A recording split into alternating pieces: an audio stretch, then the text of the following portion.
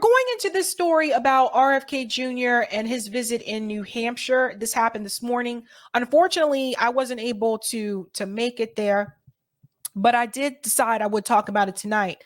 Now, I wasn't able to make it there, but Pasta from the Convo Couch actually was able to attend the event, and he did get the opportunity to ask RFK Jr. two questions that I think you will want to hear the answers to. There's a lot to be said. People are already cringing on Twitter because he posted it on Twitter first.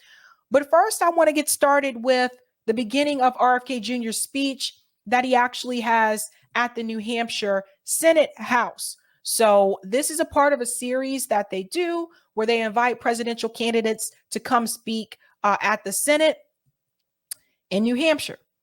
So let's get started with that.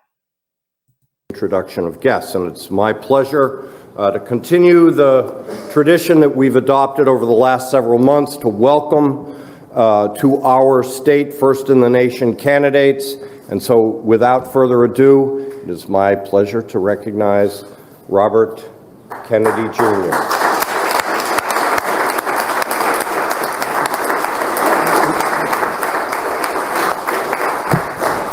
Thank you, Speaker Packard. And I want to also send greetings to Lou Alessandro, and I'm grateful for this opportunity to speak to the New Hampshire State Senate. My family has a long history and deep history in this state, going back to my great-grandparents, Honey Fitz and Patrick Kennedy. My grandfather, Joseph Kennedy, spent his summer camps at Lake Wine Oak up in Wolfsboro. I grew up camping and hiking every summer and every winter in New Hampshire, hiking the presidential range. I talked with Speaker Packard and saw his beautiful photographs of some of those peaks. I told him that I'd spent many nights on Mount Washington in the huts in the middle of the winter skiing Tuckerman's Ravine. I hiked in the summer times the presidentials, but also Osceola, Tri-Pyramid, Mount Carrigan, Mount Flume, and many, many others. My brothers cut trails for their summer job at Waterville Valley, and I'm very proud that Tommy Corcoran named the steepest slope at Waterville after my father, who loved to ski there as well. I just want to jump in here just to explain what he's saying, because some of you that don't hike and don't live in New England are probably like, what the hell is he talking about? So like in New England, hiking is like a big deal here. I had to find that out myself when I moved here like 11 years ago. But it's a popular thing to do. There is Mount Washington, which is in New Hampshire. There's Tuckerman's Ravine. I've hiked at Tuckerman's Ravine. Like my husband is really into this kind of thing. So he got me into it. But it's a big deal here. So it's not uncommon for people to, especially during this time of the year, to go hiking. So he's talking about all the different hiking trips that he had and his family has had. I'm here because I am going to participate in this primary in this state. I oppose the DNC's decision to evict New Hampshire from the first in nation status, which is so important, I think, to our country. It is more than a tradition. New Hampshire plays a critical role in vetting candidates for the rest of the country.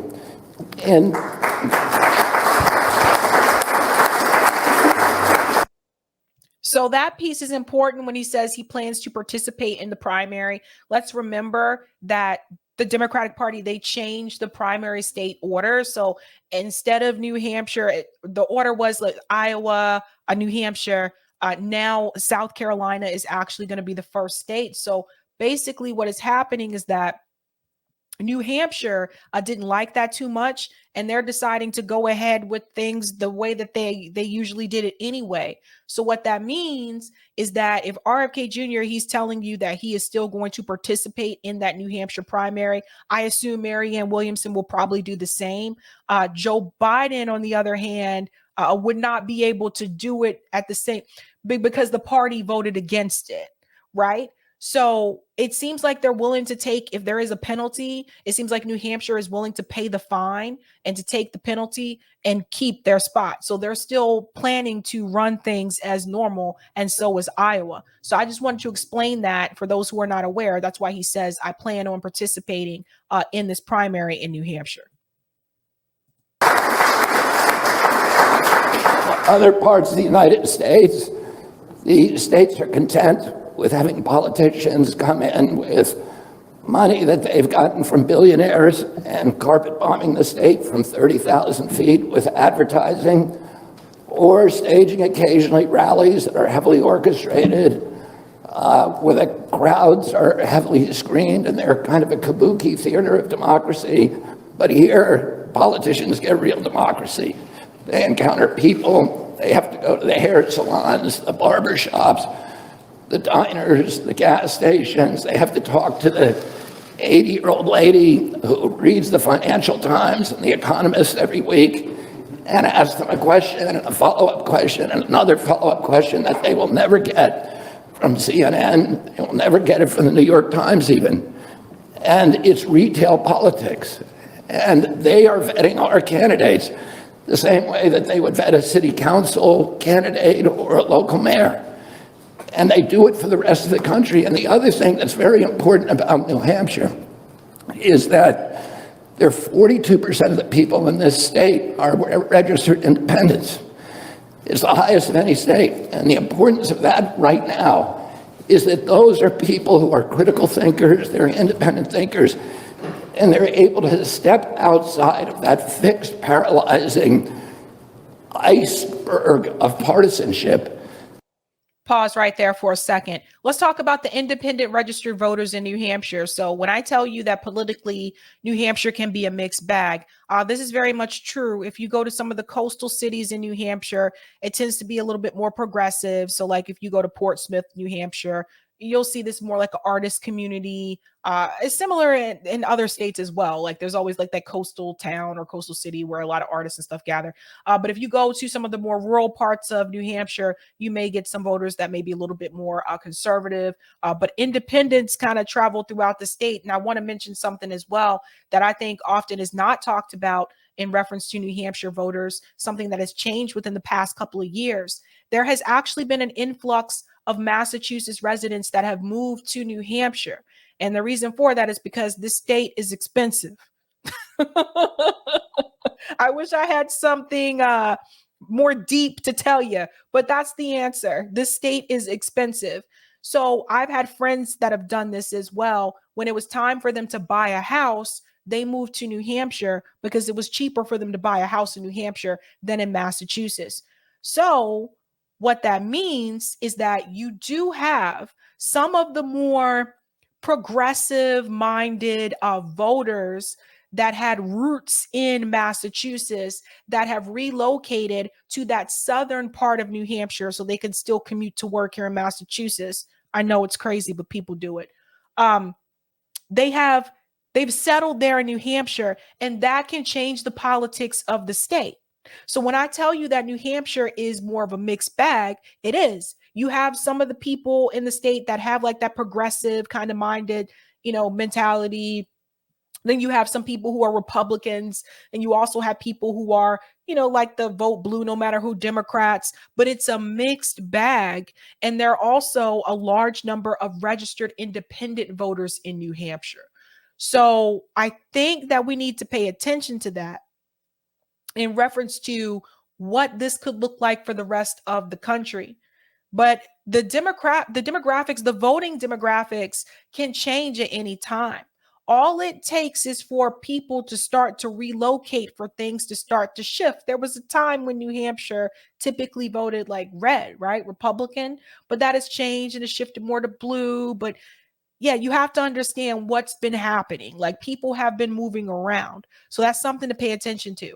That's also the reason why I believe North Carolina went for Obama in 2008, because there also have been, especially during that time, there was an influx of people from the North that were a little bit more liberal minded moving to North Carolina, like a Raleigh, Durham, Chapel Hill, Triangle area. And that has had an influence on the politics in the state. Continues by this way. Let's go on. That has our country at each other's throats. They're able to look at candidates without the ideology blocking their vision and really judge the candidates on what they say and be open to new ideas that are not locked in that ideological razor grip. Right now, it's particularly important at New Hampshire that we have a real democracy and a democratic election in New Hampshire. There's so many Americans who believe that the system now is rigged, the economic system, but also the political system, that the elections are fixed. He's talking about me. I'm one of those people. That's me. I'm sorry. He says they believe it, but it's true. Right?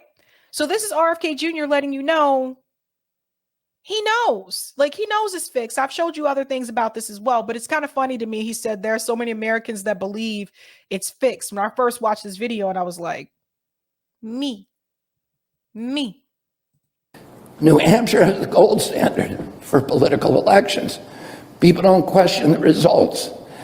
And we ought to be, the Democratic Party particularly, ought to be making this election a template for democracy to our country and to the rest of the world, and say we're going to have a real democracy where candidates meet human beings, are questioned by them, have town halls, and deal with all of the difficulties of retail politics. And we need to show the American people that is particularly important at this time for another reason. And I believe that the motto of the granite state, live free and die, is not just a motto. The many people in New Hampshire take that personally. They have a fierce pride and liberty. Over 500 New Hampshire men died in the American Revolution to give us our freedoms, to give us our rights, along with 25,000 elsewhere in our country. And today, those rights are under attack like never before in our history. In the last 3 years, there's been an all-out assault on the Bill of Rights. We now have, for the first time, the government participating in censorship of political dissent, of people who are criticizing federal policies. We saw churches closed. We saw freedom of worship threatened. Every church in this country was closed for a year without any scientific citation, without any democratic process, no notice and comment, public hearings. All of that was just abolished. And bureaucrats just decided to close all the churches. And they went after freedom of assembly. They shut down. They said, we have to social distance. We have to lock ourselves in our house. They went after the Fifth Amendment rights to property rights.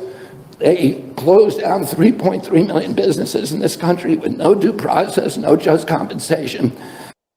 But not in New Hampshire. And why is it important that he gives that speech in New Hampshire? Because New Hampshire didn't do that. I know I have friends that live there. And when we were locked down here in Massachusetts, going to New Hampshire at that point in time felt like going to another country. Like just being honest. But it's important that he mentions that there, because in a way he's letting them know in New Hampshire that they did it the right way. So people have to understand that. That's why it's important that he mentions that there. They really do take the motto, live free or die, seriously. I'm not kidding. And went after the Fourth Amendment guarantees against warrantless searches and seizures with all this intrusive government track and trace surveillance, and Americans had to show their medical records before leaving their homes or entering a public building. And they abolished jury trials for whole classes of defendants. So for the people in the pharmaceutical industry or the medical cartel. Got to pause there because of YouTube censorship. Sorry. I'll just move forward a little bit here. Just past that part. Sorry, guys. Just a little bit past it. suspend the Constitution no matter what is more important than anything. And today, now, we have all these new surveillance technologies. We have digital currencies, AI technology, which is frightening, GPS technologies, 400,000 low-level satellites that are going to look at every square inch of the Earth every day. It has been the ambition of every totalitarian regime in history to control every aspect of human behavior. They've never been able to do it, but they can do it now. And it's so important that we counter that threat by strengthening and fortifying our democratic institutions, not weakening them. And that begins with the Bill of Rights, and it includes the New Hampshire primary. And I want to tell you, I'm going to be in this state fighting to win every vote I can in New Hampshire, Republican, Democratic, and Independent. And when I'm elected president and I'm head of the Democratic Party, I'm going to pour concrete on the notion that New Hampshire is first in the nation. Thank you very much. Okay, so that was his speech there in New Hampshire. Now, I think he's 100% right about the surveillance state. Yes, it is a problem. It's a big issue. I think it's great that he calls out like the government agencies. I've been vocal about this before. Like, I agree with him on those issues. And also, I agree with him on another issue that was raised by Pasta from the Convo Couch. So again, Pasta was able to be there in person. I'm mad he came through New England and not call me. How you come through New England, not call me? Just kidding. Anywho, this question that Pasta did ask about Cuba. So shout out to Pasta for getting this question out. Very important question. Mr. Kennedy, recently on an interview, you said that your uncle has more streets named after him in Latin America than any other president that's held office. What is your position on Cuba? Are you willing to get rid of the blockade on day one? Yes. Mr. Kennedy, recently on an interview, you said that your uncle has more streets named after him in Latin America than any other president that's held office. What is your position on Cuba? Are you willing to get rid of the blockade on day one? Yes. That's an important question. So he's willing to get rid of the blockade on Cuba on day one. So shout out to Pasta for asking that question. I'm not sure if he's had a chance to ask Marianne about that question or not, but I thought that was, I think most of us would want to hear that, right? I'm pretty sure people in Cuba would be happy to hear that as well. Yeah, Steve, you're right. I think that's a great answer. But brace yourselves, because Pasta also asked him another question in reference to Israel and Palestine. And this answer, not so great. Not so great. Listen to this. Mr. Kennedy, a lot of people are confused about the tweet storm. I call it the tweet heard around the world. A couple of tweets were put up in support of Roger Waters and then taken down. Do you want to give us a little explanation of why they were taken down and also your stance on Israel and Palestine? Okay, for those who are not aware, Roger Waters is coming under fire. He was being investigated. Like the German police were after him because of a performance that he did at his concerts, which he's done for years. And they said that it was anti-Semitic. Actually, he was speaking out against fascism. This is in reference to The Wall. So if you've seen The Wall and if you listen to The Wall, you already know this. You know what this is all about, right? Okay. Anywho, RFK Jr. actually issued a tweet supporting Roger Waters, because they're trying to silence Roger Waters. They've been trying to do this for quite some time. And he deleted that tweet. Now, I talked about this recently the other day on Rising with Bree and Robbie. Also talked about it on this channel the other day as well. But there were questions after the appearance on Rising. Some people reached out to me and said, well, Sabrina, how do you know how he really feels about the Israel thing? And how do you know it wasn't a mistake? It wasn't. And here's the answer. Here's how you know it wasn't a mistake. I tweeted that. I made the tweet. applauding Roger Waters' courage in opposing the COVID mandates and the Ukraine war. I was unaware of his position on Israel. And when I learned that, I immediately took it down. My position of Israel is that I support Israel. My family has a long relationship with Israel. I support its right to exist and its right to protect its security. And the Palestinians? Before we get to the Palestine, let's hear that one more time for people who still have questions, because a couple of you contacted me like, Sabby, how do you know? Are you sure? You don't know for sure that he really feels that way? Sabby, you don't know. COVID mandates and the Ukraine war. I was unaware of his position on Israel. And when I learned that, I immediately took it down. My position of Israel is that I support Israel. My family has a long relationship with Israel. His position is he supports Israel, and his family has a long relationship with Israel. For the people who claim to still not be sure what he was talking about, there you go. There you go. Let's let him continue. Just for the people in the back. The position of Israel is that I support Israel. My family has a long relationship with Israel. I support its right to exist and its right to protect its security. This piece, when people say that they support its right to exist, by the way, we're talking about the state of Israel, not talking about the people. It's always interesting because Roger Meadows brings this up every time. He's like, what about the right for Palestine to exist? So Roger Meadows said this the other day. What about the right for Palestine to? And the Palestinians?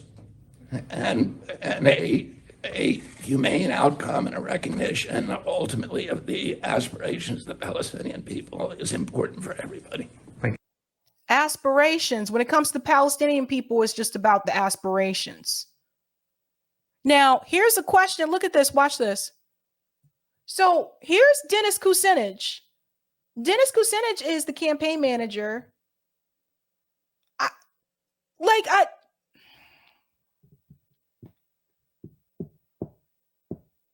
don't know what to say. He's just standing. He's not saying anything.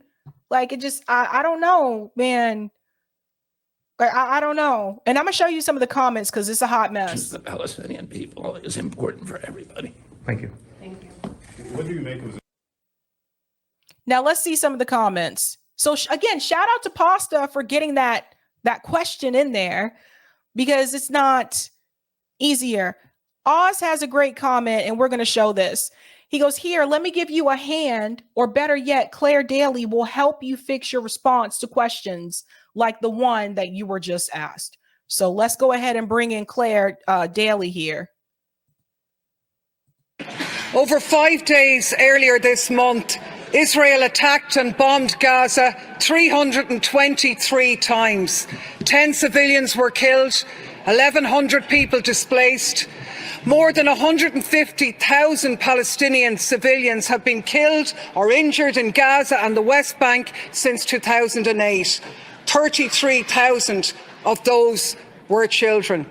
The EU stands by and watches this happen and calls Israel our friend. We construct houses and schools in the West Bank. The Israelis come and destroy them. We cannot consider ourselves a union of values and continue to call Israel our friend.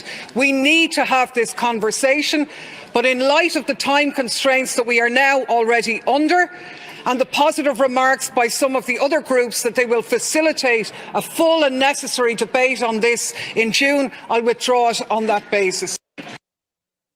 So Claire is based as usual. But Oz, thank you so much for sharing that. I'll show you some of the other responses. Oh, there's my response. When I told Pasta, I said, couldn't get up there today because of work, but thanks for covering this. Next time you come to New England, hit me up. Yeah, it's kind of funny. Oh my God. Some of the yikes. And here's Roger Meadows. Time to start asking politicians, does Palestine have a right to exist? Like you just, I just, thank you for asking him, Pasta. If you ever bump into Marianne Williamson, please ask her about her stance on Israel and Palestine as well. We asked her about that as well. And here comes neoliberal tears. It's an even worse answer than I expected. Yeah, I just, oh man, oh man, oh man, oh man. Some people are saying he gave a fair and honest answer. It makes me support him even more. Marianne gave that same honest answer herself. Like she gave an honest answer as well about her opinion about what should happen in reference to Israel and Palestine. So it's just, I don't, this, yo, man, I'm going to tell you guys, I already see the standing happen. I have noticed this is already happening. Here's Elizabeth Ferrari says, this is just awful. How Dennis can co-sign it, I don't know. It is not easy to criticize RFK Jr. An earliest political memory is seeing his dad at the Cow Palace in San Francisco as JFK's surrogate. The day Bobby Kennedy was assassinated, we walked 2 precincts in San Jose June heat. I was 12. My mom been sent to the Chicano hoods because we spoke Spanish. Do better than this, Robert. We can all do better than this. So I hope that answers the question for some of you who reached out to me and you're like, how do you know, Sabby? How do you know? Shout out to Rome. I see Rome's in the chat and says, Mofo tried to both sides, Israel and Palestine. I don't know, man. Maybe I need to have, Oz says, horrible answer, very telling. Maybe I need to do like a panel on this or something. I don't know, but I just... So because your family has a long-standing relationship with it, you have to continue what the family did. So this is important because new polls, 2024 National Democratic Primary, Joe Biden's at 59%, RFK Jr.'s at 19%, Marianne Williamson's at 11%. However, when they ask without Biden, RFK Jr. is at 44%, and Marianne Williamson is at 28%. So I wanted to show you guys this. If Joe Biden was not in the race, that is a big difference. And then I want to show you what James Vanderbeek has said in reference to this is a doozy. James Vanderbeek, for the young peeps in the chat, there was a show I used to watch when I was growing up called Dawson's Creek. So to me, he will always be Dawson. He was Dawson on the show. I don't know him as anything else. Like, I really don't. I don't even know. I've never seen him in any other movies or, oh no, he was in Varsity Blues, that movie. But he was still Dawson at that point. So I just only know him as Dawson. So I'm going to call him Dawson. Anywho, we already told you that the DNC, the Democratic Party, has also decided that there will be no primary debates, right? Even though people are polling the way that they're polling. Well, Dawson had something to say about that. Let's bring him in. Are you kidding me? There's no debate. There's no debate over an 80-year-old man who, if he lives, will be the oldest sitting president in the history of the country. And if he doesn't live, has a vice president whose approval rating is worse than his. This guy is obviously declining mental faculties. You're putting him up in front of a podium with flashcards telling him who to call on and what the questions are going to be. You're telling us there's no debate? What about the will of the people? And let's just not even the will of the people. What about the will of the people who voted for the guy last time? Because of those people, 72% think there ought to be a debate. Of the people who voted for Biden last election, 72% want a debate. So the DNC is openly ignoring, bypassing the will of the people. Why? This was a democracy of the people, by the people, for the people. If we don't have a debate, this is not a democracy by the people. It's a democracy by them. For Who? Big banks, big business, big tech, big pharma, big government, big whatever. I mean, what the hell? How is this a democracy? And how is anybody in the DNC right today going to post about thanking our troops and thanking the families who have made the ultimate sacrifice to preserve our democracy and our way of freedom? And listen, I am grateful for them, but any member of the DNC who's going to think about posting that today, stop, think, and do your fucking job before you start posting about how grateful you are. There are people out there who are willing to die to preserve democracy, because you are not preserving democracy right now. You're shoehorning your pick and forcing it on the rest of us. And don't tell me that the other candidates aren't serious, because one of them is polling at 7%. The other one is at 19%. That is a quarter of the vote who already thinks there's at the very least some debate. So that was Dawson's opinion. So he's not feeling it. I don't want to wait. That was the song from Dawson's Creek. I don't want to wait for our lives to be over. I want to know right now, what will it be? I forget the lady, the musician who sings the song. I forget her name, but I know that was also the same woman that sang that song, Where Have All the Cowboys Gone? Where have all the cowboys gone? If you guys know in the chat, let me know. It's really interesting. Like, my parents were really annoyed by that song. But anywho, yeah, they don't want there to be any primary debates, which is crazy considering the fact that Joe Biden can barely stand. I don't know if you've seen this. Shout out to Comrade CJ over at RBN.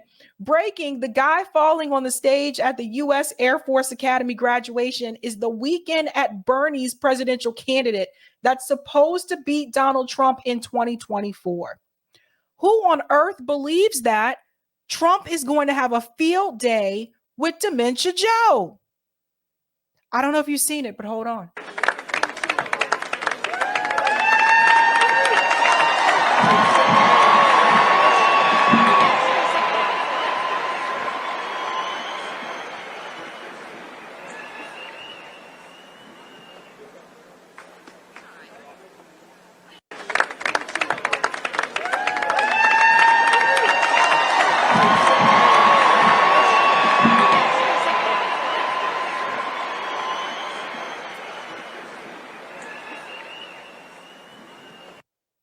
It's just beyond embarrassing at this point. And this is who they're trying to drag over the finish line. Who did he trip over? Was anyone there? Anyone? No? Bueller? I didn't see anyone there. Let's see. Let me make sure I didn't miss. No. No one. For a second, I thought maybe let's back it up. Let's do slow-mo. One step. Let me see you 1, 2 step. Rock it, rock it. Everybody go on the floor. Get it on. Let me see your 1, 2 step. Let me see your 1, 2 step. Rock it, rock it. Everybody get on the floor. Let me stop. I'm sorry. Okay, so no. And that's where he goes down right there.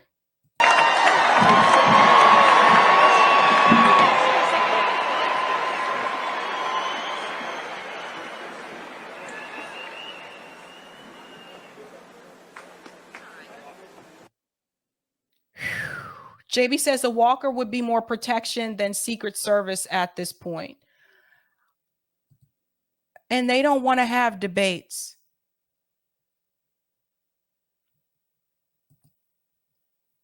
Hi, Demi Dixon. Was that too soon? Maybe I shouldn't joke about that. But I just didn't understand. Like, what was the fall over? I don't know. We are going to do call in tonight. I know it's been a minute, so we are going to do that. I'm excited and pumped, and we'll talk about this. I want to hear your opinions about the shows we've discussed tonight or stories we discussed tonight. But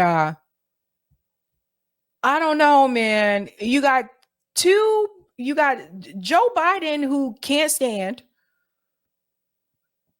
And then you have two people primary challenging Joe Biden that they're like backing the state of Israel.